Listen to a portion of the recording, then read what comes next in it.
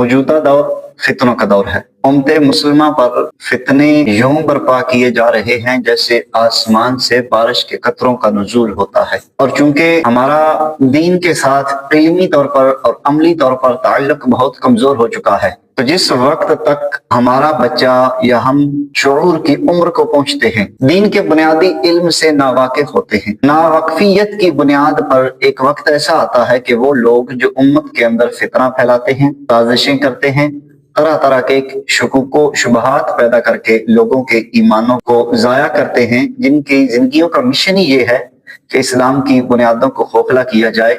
ये इल्म से नावाकिफ बच्चे और लोग इन लोगों के हथे चढ़ जाते हैं और यूं अपना ईमान जाय करवा बैठते हैं। कहाँ पे दीन इस्लाम के कई दूसरे मामलात पर एतराजात करने वालों ने एतराजात किए, वहीं पर जो चीज इस्लाम की बुनियाद थी, यानी कि अल्लाह की तौहीद पर ईमान लाना और नबी करीम रऊफ रहीम सल्लल्लाहु तआला अलैहि वसल्लम की रिसालत पर ईमान लाना। अब इस तौहीद और रिसालत को जब हम यकजा करते हैं और ज़बान से इकरार के लिए हम कलमा तैयबा और कलमा शहादत पढ़ते हैं, ला इलाहा इल्लल्लाहु मुहम्मदुर रसूलुल्लाह, अशहदु अल्ला इलाहा इल्लल्लाहु वहदहु ला शरीका लहु व अशहदु अन्ना मुहम्मदन अब्दुहु व रसूलुहु।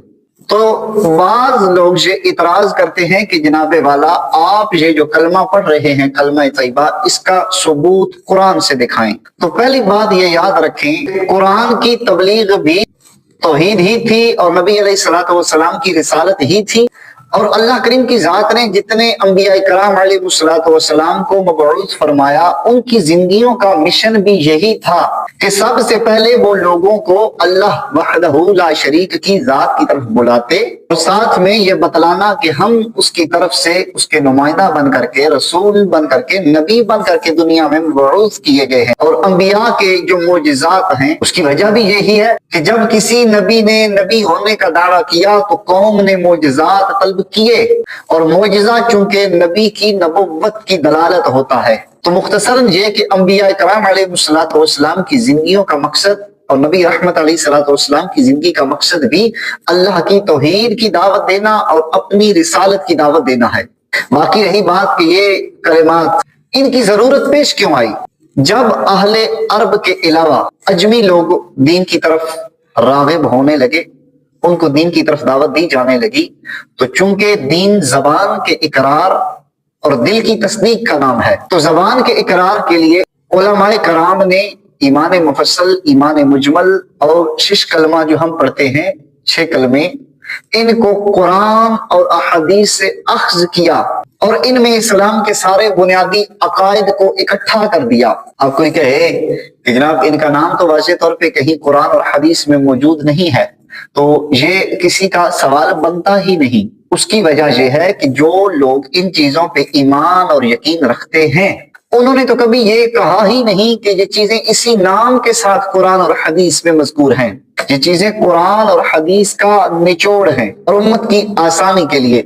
तो रही बात यहाँ तक कलमा तैयबा की, तो याद रखें कुरान मजीद फुरकान हमीद के अंदर अल्लाह करीम की जात ने कलमा तैयबा का मुतफर्रिकन, यानी कि कहीं पे तौहीद का और कहीं पे रिसालत का, नबी अलैहिस्सलातु वस्सलाम पे ईमान लाने का जिक्र फरमाया है। अल्लाह करीम की जात ने फरमाया लितुमिनु बिल्लाहि व रसूलिही, कि तुम ईमान लेकर के आओ अल्लाह पर और अल्लाह के रसूल पर। अब कुरान खुद हमें इस बात की दावत दे रहा है कि तुम ईमान अल्लाह पर भी लेके आओ और अल्लाह के रसूल पर भी लेकर के आओ। तो जब कुरान की दावत ही ये है तो यही चीज तो कलमा तैयबा है। हाँ, अगर कोई कहे कि हमें कलमा तैयबा के ये अल्फाज कुरान मजीद फुरकान हमीद से दिखाओ, पारा नंबर 26 सूरह मुहम्मद आयत नंबर 19 अगर आप खोलेंगे तो उसकी आयत के इब्तिदा के अंदर अल्लाह करीम की जात ने इरशाद फरमाया, फ़अलम अन्नहु ला इलाहा इल्लल्लाह, बस तुम जान लो कि अल्लाह के सिवा किसी की इबादत नहीं, अल्लाह के सिवा कोई माबूद नहीं। और यही कलिमात तो कलमा तैयबा का जुज़ है। फ़अलम अन्नहु ला इलाहा इल्लल्लाह, ला इलाहा इल्लल्लाह ही तो कलमा तैयबा का पहला जुज़ है। तो ये कुरान मजीद की सूरत में मौजूद है।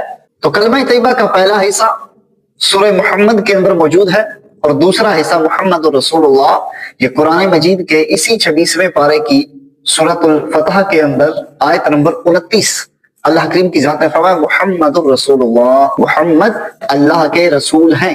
اب ایک ہی پارے کی دو مختلف صورتوں کے اندر اللہ کریم نے توحید کا اعلان بھی فرمایا لا الہ الا اللہ، اور اسی پارے میں اس کی اگلی صورت کے اندر اللہ کریم کی ذات نے محمد الرسول اللہ یہ بھی ارشاد فرمایا کہ محمد اللہ کے رسول ہیں۔ تو متفرق طور پر کلمہ طیبہ قرآن مجید فرقان حمید کے اندر موجود ہے، اور اسی کو یکجا کر کے ہم کلمہ طیبہ پڑھتے ہیں اور اپنے ایمان کا اقرار زبان کے ساتھ کرتے ہیں، دل سے الحمدللہ اس کی تصدیق کرتے ہیں۔ تو اس سے بڑھ کر کے اگر بندہ صاحب عقل ہو تو کسی دلیل کی ضرورت نہیں پڑتی۔ ہاں، قرآن مجید فرقان حمید میں اور بھی کئی دیگر مقامات کے اوپر یہ کلمہ طیبہ کے حوالے سے موجود ہے۔ اللہ کریم نے سورۃ البقرہ کے اندر ارشاد فرمایا وَإِلَٰهُكُمْ إِلَٰهٌ وَاحِدٌ لَا إِلَٰهَ إِلَّا هُوَ لا الہ الا هو الرحمن الرحیم۔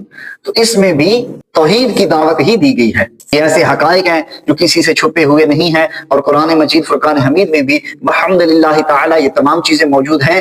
اگر اس کے باوجود بھی کوئی شخص کلمہ طیبہ پہ اعتراض کرتا ہے تو یقین مانے وہ شخص اسلام دشمن شخص ہے، وہ شخص مسلمان ہے ہی نہیں۔ اگر وہ خود کو مسلمان ظاہر کرتا ہے تو اس نے صرف اسلام کا لبادہ اوڑا ہوا ہے، اس کے علاوہ اس کا اسلام کے ساتھ کوئی تعلق نہیں ہے۔